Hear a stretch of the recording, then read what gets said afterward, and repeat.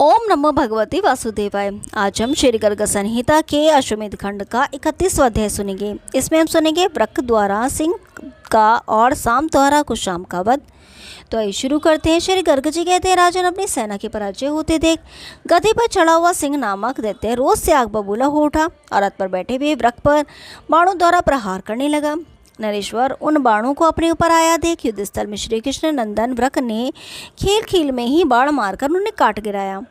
सिंह ने फिर बाण मारे और श्री कृष्ण कुमार ने फिर उन्हें काट डाला।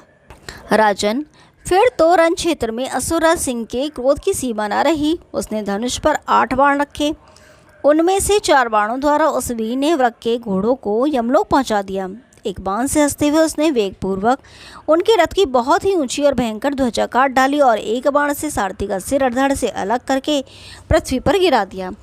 हे राजन, फिर एक बाण से रोषपूर्वक रणभूमि में उनके प्रत्यंचा सहित धनुष को काट दिया और एक बाण से उस वेगशाली दैत्य ने वृक की छाती में चोट पहुंचाई। उसके उस अद्भुत कर्म को देखकर सब वीरों को बड़ा आश्चर्य हुआ। उसी समय वृक ने सहसा उस दैत्य पर शक्ति से आघात किया। वह शक्ति उसके शरीर को छेद कर और गधे को भी विदीर्ण करके बाहर निकल आई। राजन, जैसे सांप बिल में घुस जाता है उसी प्रकार वह शक्ति सिंह को घायल करके धरती में समा गई। गधा तो वहीं मर गया और दैत्य भी तत्काल पृथ्वी पर गिर पड़ा, परंतु वह दैत्य पुनः उठकर सिंह के समान जोर जोर से गर्जना करने लगा।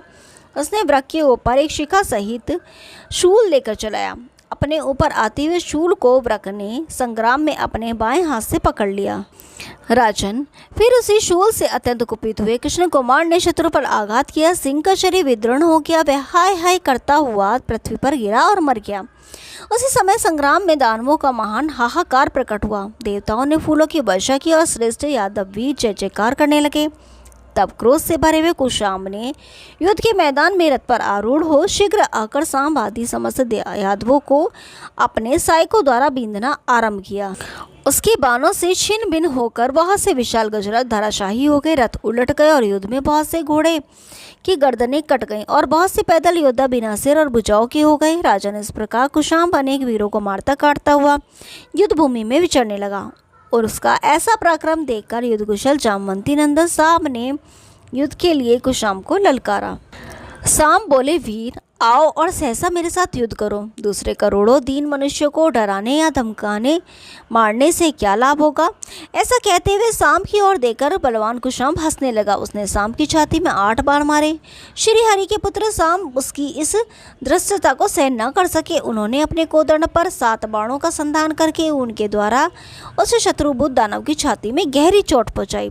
दोनों ही युद्ध के लिए रोषावेश में भरे थे और दोनों ही अपनी अपनी जीत चाहते थे। संग्राम भूमि में वे दोनों योद्धा स्कंद तथा तारकासुर के समान शोभा पाते थे। युद्धस्थल में सांब ने कुशाम पर और कुशाम ने सांब पर आपस में सर्प सदृश बाणों की वर्षा आरंभ की। कुशाम ने अपने धनुष पर 100 चमकीले बाणों का संधान करके उनके द्वारा सांब को रथहीन कर दिया था और उनके धनुष को भी काट डाला।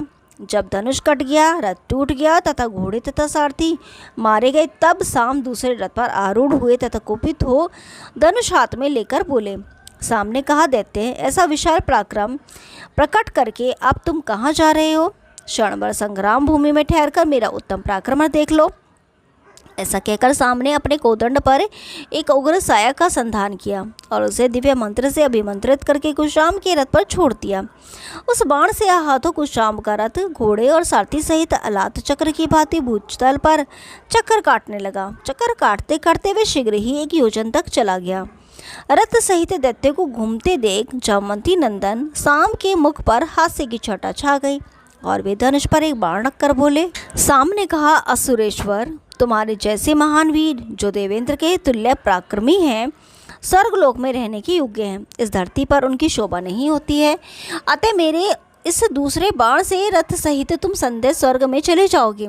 यह तुम्हारे ऊपर मेरी बड़ी कृपा होगी। ऐसा कहकर सामने आकाश में पहुंचाने वाला दिव्यास्त्र छोड़ा। नरेश्वर उस बाण से रथ सहित कुशाम चक्कर काटता हुआ धरती से ऊपर को उठा और बहुत से लोगों को लांघकर सूर्यमंडल में जा पहुंचा। वहां पहुंचकर घोड़े और सारथी सहित उसका रथ सूर्य की ज्वाला में जल गया और उस दैत्य का शरीर भी तत्काल दग्ध होकर पृथ्वी पर आसुरीपुरी में बल्लभ के समीप गिर पड़ा। उस पापी दानव के गिरने और मर जाने पर समस्त दैत्य भयभीत हो हाहाकार करने लगे।